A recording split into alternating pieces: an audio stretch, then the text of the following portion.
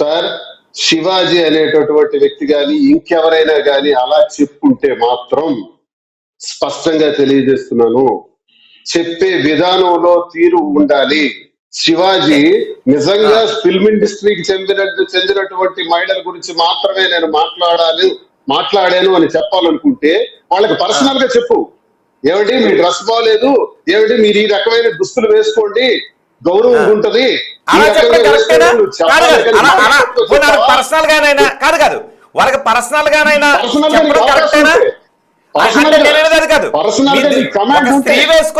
ఒక స్త్రీ వేసుకున్న దుస్తుల్ని మీరు వేసుకున్న దుస్తులు బాగాలేదు అని పర్సనల్ గానైనా చెప్పడం కరెక్టేనా?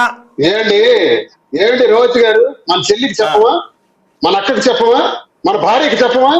స్త్రీ అంటే నాగలోకం నుంచి రాలా, ఇంద్రలోకం నుంచి రాలా, అంటే చెప్పాలా? భూలోకం నుంచి రాలా. చెప్పండి, నేను చెప్పింది వినండి సార్. స్త్రీ అనేది మనలో ఒక వ్యక్తి, ప్రతి ఇంటిలో ఒక వ్యక్తి, వేరే లోకం నుంచి వచ్చిన వ్యక్తి కాదు. మన చెల్లి కూడా సరైన డ్రెస్ వేసుకోకపోతే అమ్మ డ్రెస్ బాగోలేదమ్మా కొంచెం మార్చమ్మా అంటాం. అక్క నీకు సారీ చాలా బాగుందని చెప్తాం, బాగలేకపోతే బాగలేదని చెప్తాం.